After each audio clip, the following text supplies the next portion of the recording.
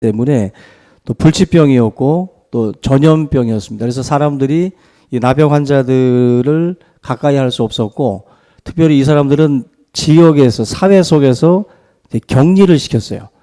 나병 환자들의 가장 큰 고통은 육체적인 고통도 있지만 심리적인 고통이 큽니다. 가족들과 떨어지고 친구들과 떨어지는 이 격리가 가장 가슴 아픈 거죠.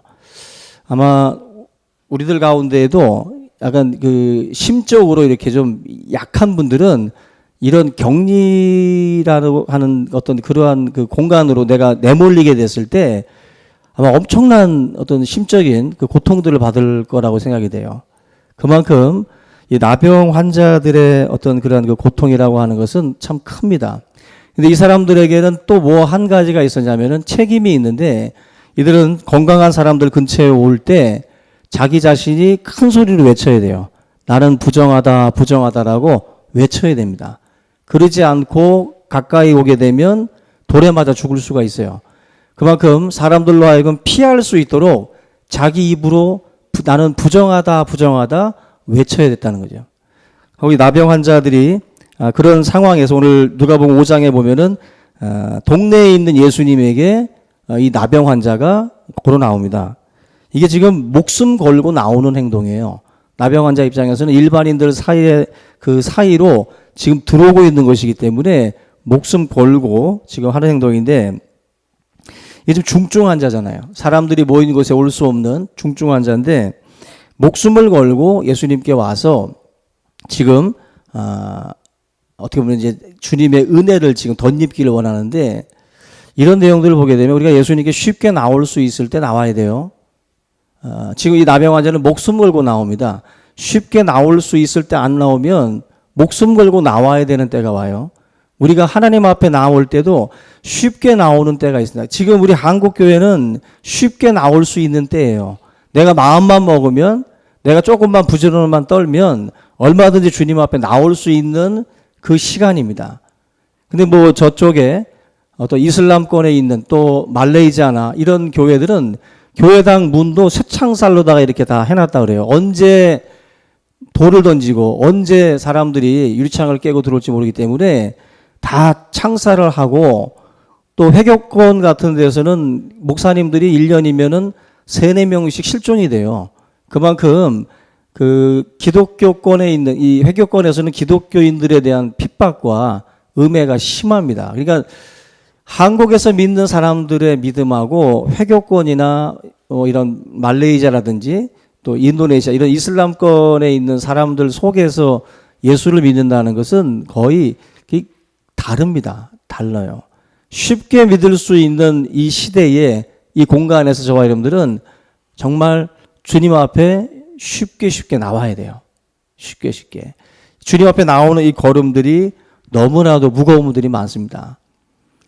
돌 맞아 죽을 각오로 지금 나오는 나병 환자, 또 말레이시아나 이슬람권의 우리 크리스찬들, 이 사람들의 믿음들에 대해서 저와 여러분들이 좀 다시 한번 좀 배울 수 있길 바라고, 특별히 오늘 이 나병 환자 같은 경우는 그 병에 대한 그 부분을 나병 환자가 관심을 많이 갖고 있을 듯 하지만 지금 이 내용을 여러분들이 들여다보면은 다릅니다. 여기 5장 12절에 보시면 주께서 원하시면 깨끗게 하실 수 있습니다 라고 지금 나병 환자가 얘기를 하는데, 이 나병이라는 이미지가 강하다 보니까 깨끗게 하실 수 있습니다 라는 이 말이 마치 병을 치료할 수 있습니다, 이런 식으로 우리가 이 말씀을 사실은 해석을 합니다.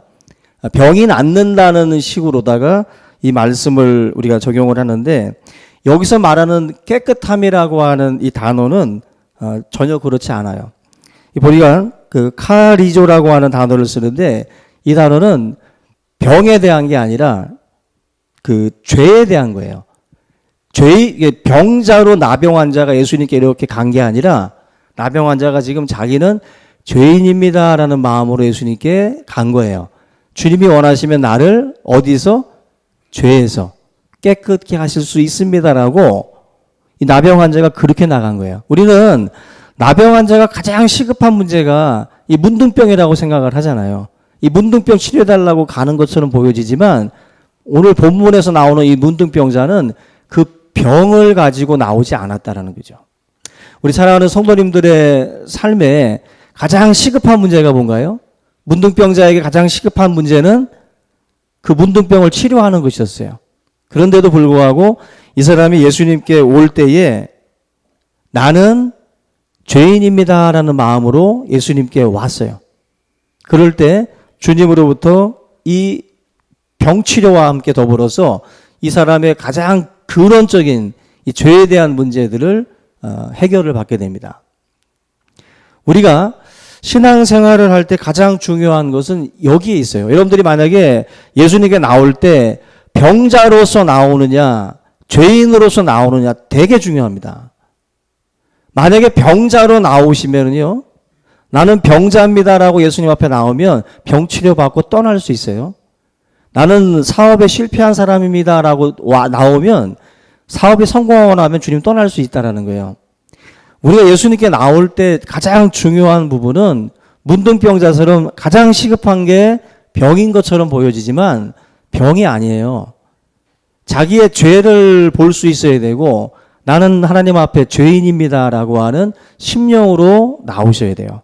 그때 은혜가 있고 그 사람이 변질되지 않고 변하지 않습니다. 근데 이 병치료, 사업의 성공, 뭐 이런 세상적인 것들을 가지고 그 원함을 가지고 나왔던 사람들은 그것이 채워질 때 떠나는 경우들이 굉장히 많습니다. 오늘 이 시간 함께하는 우리 모든 성도님들은 예수님 앞에 이 시간 병자가 아니라 죄인으로 나오신 줄로 믿습니다. 죄인으로 베드로가 나는 죄인입니다. 나를 떠나십시오라고 예수님께 고백했던 것처럼 이 시간 저와 여러분들도 주님 앞에 죄인으로 나와야 돼요. 죄인으로 쓰셔야 돼요. 그러지 아니하면 결단코 여러분들의 신앙이 오래가지 않습니다. 우리의 신앙은 반드시 변질되게 돼 있어요. 오병이어 기적에 보시면 그런 내용이 나옵니다. 6장 26절, 요한복음 6장 26절에 예수님이 많은 무리들이 자기를 따라오니까 예수님이 그런 말씀을 했어요. 떡을 먹고 배부름 까닭이라고 그랬어요. 떡 먹고 배불러서 나 따라온다는 거예요. 예수님이 그렇게 진단을 내렸어요. 예수님을 따라가는 사람들 중에는요, 배불러서 따라오는 사람들이 있어요. 주님 따라가면 배는 채워주는구나. 예수님 따라가면 이러이러한 문제들이 해결되는구나. 배부름 까닭에 예수님을 따라가는 사람들이 의외로 많습니다. 예수님이 지금 그 얘기를 하고 있는 거예요. 변질이라는 건 죄인으로 다가오지 않고 자기의 단순한 문제만 가지고 주님 앞에 나온 사람들은 반드시 변질되게 돼 있어요. 신앙생활을 하면서도 자기가 죄인인 걸 깨닫지 못하고 계속 그와 같은 번외적인 일들만을 가지고 주님 앞에 기도하는 사람들은 반드시 변질됩니다. 변질되고 주님 떠나게 돼 있어요.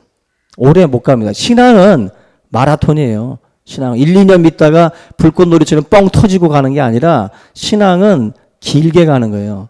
정말로 내 신앙이 안 바뀌려면 예수님은 죄인을 위해서 오신 분이라는 것을 꼭 기억하셔야 돼요. 이 중에 다 다르지만 동일한 건 죄인이라는 거예요. 모든 사람의 공통점은 죄인이라는 부분입니다. 오늘 우리 모든 삶 가운데에 예수님께서 말씀하신 이런 부분들을 잘 깨닫고 우리 모두가 이 죄인의 어떤 그 본질, 내 자신에 대한 그 부분들을 명심하고 하나님 앞에 나올 수 있기를 바랍니다. 그 영적 나병 환자 같은 경우에 특징이 격리라고 말씀을 드렸는데 이 나병 환자에게 예수님께서 하시는 해결책 중에 하나가 뭐냐면은 치료받고 난 뒤에 공동체 안으로 들어가도록 하나님께서 다시 예수님께서 말씀을 하고 있어요. 우리가 신앙생활을 한다라고 하는 것도 바로 똑같습니다. 교회 공동체 안에 있다 보면 상식 이하의 사람들도 만나요. 그리고 마음에 안 드는 사람들도 만나고 서로 부딪히는 사람도 있습니다. 근데 우리 신앙이라고 하는 것은 공동체 안에서 싸우고 공동체 안에서 해결해야 돼요. 이게 하나님께서 원하시는 거예요. 나 스스로를 격리시키면 안 돼요. 나 스스로를 격리시켜서 나 혼자 고립되어 있으면 안 되고 아무리 싫어도 공동체 안으로 들어가서 거기서 내 문제를 해결해야 되는 거예요. 문둥병자입니까? 우리가 고립되어 있고 격리되어 있게? 그거 안 되는 거예요. 반드시 공동체 안에 들어가서 내 문제들에 대해서 그걸 다룰 수 있어야 돼. 그게 성숙이에요. 그 안에서 어떻게 하든지 지지고 볶아도 그 속에서 해결해 나가야 돼요. 나 교회 안 다녀. 교회 밖에서 나 혼자 신앙생활 할 거야. 성경책 펴놓고 뭐 CTS 방송이 있으니까 나 혼자 믿을래. 그거 안 됩니다. 반드시 공동체 안으로 들어와야 돼요. 들어와서 거기서 여러분들이 신앙 자체를 성장시켜 나갈 수 있어야 됩니다. 그게 사실 이 문둥병자를 통해서 우리에게 주시는 하나님의 교훈입니다. 우리가 예수님께서 지금 보여주시고 있는 이런 그 신앙의 어떤 그 모습들을 보면 저나 여러분들이 항상 이 공동체 중심으로 항상 생각하셔야 돼요. 이 문둥병자의 어떤 그 문제가 해결되고 난 뒤에는 제사장에게 보이고 마을 속으로 들어가는 거예요. 우리의 싸움터는 세상이고 이 교회라고 하는 이 공동체 안에서는 우리가 서로 우리가 뭐 사랑도 하지만 이 속에서 사실은 많은 것들을 우리는 배우는 거예요. 그 속에서 배우면서 여러분들의 신앙이 사실은 성장해 나가는 겁니다. 그 기간들을 여러분들이 뭐 외면하지 말고 이 중풍병자의 이 말씀을 통해서 다시 한번 여러분들의 그 자리, 지켜야 될 자리, 또 함께 해야 될 그 자리에서 우리가 최선을 또 다해 가는 그런 모습들을 우리가 보일 수 있기를 주의 이름으로 부탁을 드립니다. 우리 오늘 이 누가복음 5장의 말씀을 다시 한번 우리 붙들고 하나님 앞에 어떠한 모습으로 나왔든지 다시 한번 내 자신이 죄인이라고 하는 것을 다시 한번 붙들고 하나님 앞에 간절한 마음으로 주님 앞에 기도할 수 있기를 바랍니다. 같이 한번 기도하겠습니다. 살아계신 하나님, 하나님의 거룩함 앞에 우리가 죄인의 모습으로 서기를 원합니다. 참으로 하나님 부정한 입술과 부정한 마음들, 더럽고 악한 죄악들이 가득한 우리의 모습들을 돌아보게 하시고 성령 안에서 하나님 아버지 우리 자신을 또한 우리가 돌아볼 수 있게 하시고 내 자신을 또한 고립시키고 격리시키지 아니하고 다시 한번 예수 그리스도 안에서 치유받고 우리가 믿음의 공동체 안에서 이 모든 문제들을 해결해 나갈 수 있도록 인도하여 주시옵소서. 하나님 아버지 긍휼히 여겨주시기를 원합니다. 우리 가운데에 하나님의 역사가 있게 하시고 성령의 역사가 나타날 수 있도록 인도하여 주시옵소서. 하나님 아버지 우리의 모습이 얼마나 추하고 얼마나 악하고 얼마나 더러운지를 깨닫게 하시고 하나님 보좌 앞에 오늘도 엎드릴 수 있게 하시고 항상 하나님 주님의 그 의를 바라보며 또한 나아올 수 있도록 인도해 주시옵소서. 허물 많고 죄 많은 우리의 모습들을 긍휼히 여겨주시고 하나님의 자비와 사랑으로 함께하여 주시옵소서. 이 귀한 시간 우리 모든 성도들에게 하나님께서 위로하여 주시고 저들을 사랑하시고 저들을 또한 치유하시며 또 저들을 회복시켜 주실 줄로 믿습니다. 하나님 아버지 우리가 주님을 향해 나아오는 우리의 발걸음들이 헛된 것을 구하는 발걸음이 아니라 내 죄 문제를 놓고 주님 앞에 기도할 수 있는 귀한 삶이 되도록 주여 인도하여 주시옵소서. 감사하고 예수님의 이름으로 기도합니다. 하나님 아버지